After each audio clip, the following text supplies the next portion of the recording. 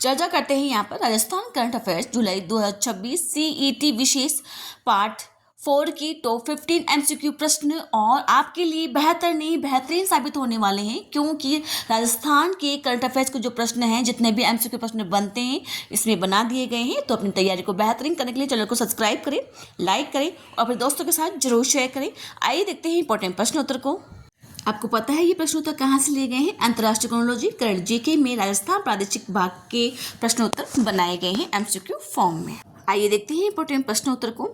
जयपुर दरभंगा यहाँ पर अमृत भारत एक्सप्रेस का शुभारंभ कब किए हुआ है? यहाँ पर नंबर 1 है 15 जून 2026 को, नंबर 2 है 21 जून 2026 को, नंबर 3 है 1 जुलाई 2026 को, नंबर 4 है 26 जनवरी 2026 को। तो इसका आंसर होगा 21 जून 2026 को यहाँ पर जयपुर दरभंगा अमृत भारत एक्सप्रेस का शुभारंभ किया गया है।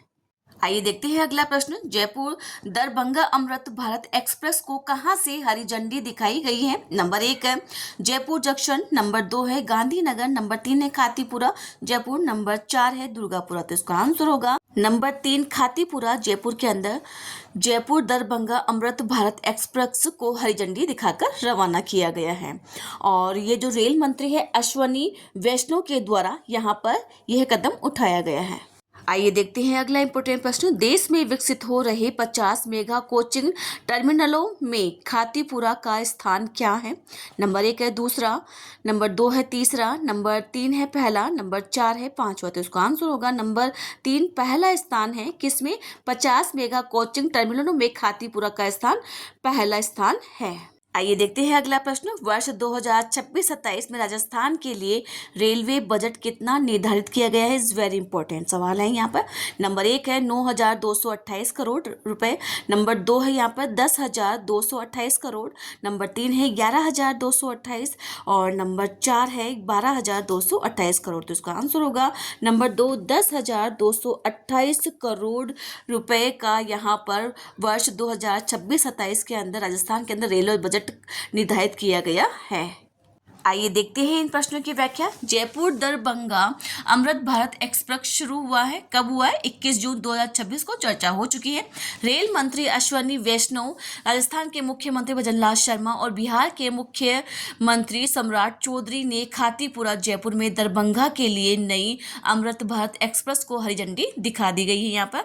और इसका जो प्रमुख ठहराव होगा वहाँ पर 23 स्टेशन शामिल है इसके अंदर। राजस्थान के इसके प्रमुख ठहराव है खातीपुरा, दौसा, बांदीकुई, मंडावर और महुआ रोड और भरतपुर इसके अंदर शामिल हैं। हमें सारा नहीं पढ़ना है, जो इम्पोर्टेंट है हमें वही लाइन ध्यान में रखनी है और वहीं से प्रश्न पूछे जाएंगे। अब देखते हैं यहाँ पर खातीपुरा मेगा कोचिंग टर्मिनल का जो लोकार्पण है। यहाँ पर लागत और क्षमता है 205 करोड़ रुपए की लागत से मेगा कोचिंग टर्मिनल का भी 21 जून 2026 को शुभारंभ हुआ है। यहाँ प्रति लगभग 450 रेलगाड़ियों का अनुरक्षण किया जा सकेगा।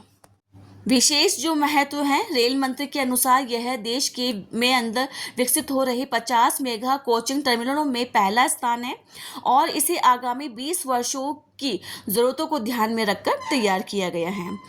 रखरखाव जो सुविधाएं हैं यहाँ पे वंदे भारत, अमृत भारत और DEMU, LHB और आधुनिक देखरेख के अंदर एक ही परिसर में किया जा सकेगा। इसमें जयपुर जंक्शन का संचालन दबाव कम होगा। अब देखते हैं यहाँ पर राजस्थान रेलवे वर्ष 2026-27 के अंदर राजस्थान के लिए रेलवे जो बजट है यहाँ पर 10,228 करोड़ निर्धारित किए गए हैं और राज्य के अंदर 76,800 करोड़ से अधिक लागत के रेल कार्य प्रगति पर हैं तथा 5 वंदे भारत रेल सेवाएं संचालित भी हैं। आइए देखते हैं अगला प्रश्न। राजस्थान में पहली बार इलेक्ट्रॉनिक बसों का शुभारंभ कब किया गया है? नंबर 1 है 15 जून 2026 को, नंबर 2 है 20 जून 2026 को, नंबर 3 है 25 जून 2026 को, नंबर 4 है 1 जून 2026 को। तो इसका आंसर होगा नंबर 2 20 जून 2026 को राजस्थान में पहली बार इलेक्ट्रॉनिक बसों का शुभारंभ किया गया है। आइए देखते हैं अगला प्रश्न। प्रधानमंत्री ई बस सेवा योजना के तहत राजस्थान के कितने शहरों का चयन हुआ है? नंबर 1 है 6, नंबर 2 है 7, नंबर 3 है 8, नंबर 4 है 9। तो इसका आंसर होगा नंबर 3 8 शहरों का ई प्रधानमंत्री ई बस सेवा योजना के तहत चयन हुआ है राजस्थान की जिलों का। आइए देखते हैं अगला प्रश्न। राजस्थान को कुल कितनी ई बसें मिलने का लक्ष्य है? नंबर 1 है 675, नंबर 2 है 950, नंबर 3 है 1000, नंबर 4 है 1150। तो इसका आंसर होगा नंबर 4 1150। राजस्थान को कुल ई बस मिलने का लक्ष्य रखा गया है। आइए देखते हैं अगला प्रश्न। प्रधानमंत्री ई बस सेवा योजना की शुरुआत कब की गई थी? नंबर 1 है अगस्त 2022 को, नंबर 2 है अगस्त 2023 को, नंबर 3 है जनवरी 2024 को, नंबर 4 है जून 2025 को। तो इसका आंसर होगा नंबर 2 अगस्त 2023 को प्रधानमंत्री ई बस सेवा योजना की शुरुआत की गई है।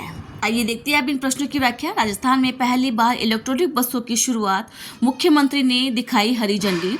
20 जून 2026 को मुख्यमंत्री भजनलाल शर्मा ने प्रधानमंत्री ई बस सेवा के तहत जयपुर के अमर जवान ज्योति से JCTSL की 29 इलेक्ट्रॉनिक बसों को हरी झंडी दिखा करके रवाना किया है। इसके साथ ही वीडियो कॉन्फ्रेंसिंग के द्वारा भीलवाड़ा में 18 ई बसों का भी शुभारंभ किया गया है।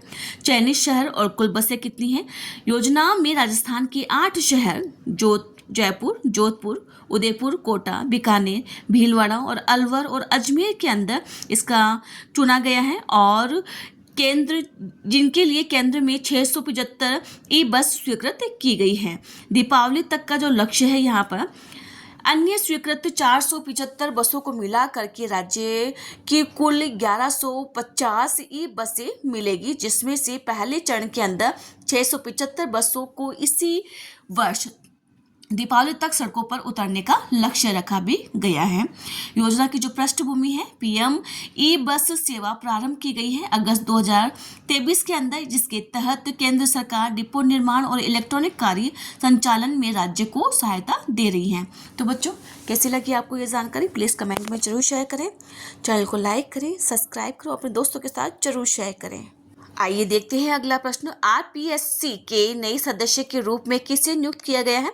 नंबर 1 है Deepak Kumar Sharma, professor doctor Santosh Anand, number 2 है UR साहू और केसरी सिंह राठौर, नंबर 3 है भजनलाल शर्मा व हरिभाऊ भागड़े, नंबर 4 है इनमें से कोई नहीं। तो इसका आंसर होगा नंबर 1 डॉक्टर दीपक कुमार शर्मा और प्रोफेसर डॉक्टर संतोष आनंद को RPSC के नए सदस्य के रूप में नियुक्त किया गया है। आइए देखते हैं अगला प्रश्न। RPSC सदस्य का कार्यकाल कितना है? 5 वर्ष या 60 वर्ष की आयु, नंबर 2 है 6 वर्ष या 62 वर्ष की आयु, नंबर 3 है 6 वर्ष या 65 वर्ष की आयु, नंबर 4 है 5 वर्ष या 62 वर्ष की आयु। तो इसका आंसर होगा 6 वर्ष की अवधि या 62 वर्ष की आयु तक RPSC के सदस्यों का कार्यकाल होगा। नंबर 2 इसका करेक्ट आंसर है। आइए देखते हैं अगला प्रश्न। RPSC के कार्यवाहक अध्यक्ष किसे बनाया गया है? नंबर 1 है दीपक कुमार शर्मा को, नंबर 2 है प्रोफेसर डॉक्टर संतोष आनंद को, नंबर 3 है लेफ्टिनेंट यहाँ पर कर्नल केसरी सिंह राठौड़ को, नंबर 4 है UR साहू को। तो इसका आंसर होगा number 3 lieutenant colonel Kesari Singh Rathore को RPSC का कार्यवाहक अध्यक्ष नियुक्त किया गया है। आइए देखते हैं अगला प्रश्न। भारतीय संविधान के किस अनुच्छेद के तहत राज्य लोक सेवा आयोग के अध्यक्ष और सदस्यों की नियुक्ति की जाती है? नंबर 1 के अनुच्छेद 315, नंबर 2 है अनुच्छेद 316, नंबर 3 है अनुच्छेद 320, नंबर 4 है अनुच्छेद 324। तो इसका आंसर होगा नंबर 2 अनुच्छेद 316 के तहत भारतीय संविधान के राज्य लोक सेवा आयोग के अध्यक्ष और सदस्यों की नियुक्ति की जाती है। आइए देखते हैं अब इन प्रश्नों की व्याख्या। राज्यपाल ने RPSC के 2 नए सदस्यों को नियुक्त किया गया है। 19 जून 2026 को राज्यपाल हरिभाऊ भागड़े के आदेश जारी कर राजस्थान लोक सेवा आयोग में प्रोफेसर संतोष आनंद और डॉक्टर दीपक कुमार शर्मा को सदस्य के रूप में नियुक्त किया गया है। कार्यभार और जो सेवा शर्तें हैं, जाहिर सी बात है 6 वर्ष और 6 वर्ष की अवधि है या 62 वर्ष की आयु तक अपना कार्यभार ग्रहण कर सकेंगे। और जो कार्यवाहक अध्यक्ष को जो जिम्मेदारी होती है यहाँ पे, मतलब कौन चुना गया है यहाँ पर इस वर्ष, तो लेफ्टिनेंट कर्नल केसरी सिंह राठौड़ को कार्यवाहक अध्यक्ष नियुक्त किया गया है। आप देखते हैं यहाँ पर नवनियुक्त सदस्यों की पृष्ठभूमि है, ये इतनी इंपॉर्टेंट नहीं है, लेकिन यहाँ पर इंपॉर्टेंट है। भारतीय संविधान के अनुच्छेद 316 के तहत राज्य लोक सेवा आयोग के अध्यक्ष और सदस्यों की नियुक्ति राज्य के राज्यपाल द्वारा की जाती है और इनका जो कार्यकाल है 6 वर्ष या 62 वर्ष की आयु तक होता है। इस प्रकार की जानकारी के लिए आप चैनल को सब्सक्राइब ज़रूर करें, क्योंकि आपकी तैयारी के अंदर बेहतरीन साबित होने वाली है, इसीलिए। आइए देखते हैं अगला प्रश्न। राजस्थान के स्टोन पत्थर उद्योग को बढ़ावा देने के लिए त्रिपक्षीय एमओयू किन के बीच में हुआ है? नंबर 1 है रिको CII और FICCI के द्वारा। नंबर 2 है रिको CDOS और MSME मंत्रालय के द्वारा। नंबर 3 है रिको और CDOS और लघु उद्योग भारती के द्वारा। नंबर 4 है यहाँ पर रिको SIDBI और CII। तो यहाँ पर इसका करेक्ट आंसर होगा नंबर 3 रिको CDOS और लघु भारती के बीच के अंदर यहाँ पर स्टोन पत्थर उद्योग को बढ़ावा देने के लिए त्रिपक्षीय MOU हुआ है। वापस रिपीट करते हैं, रिको CDOS और लघु भारती के द्वारा।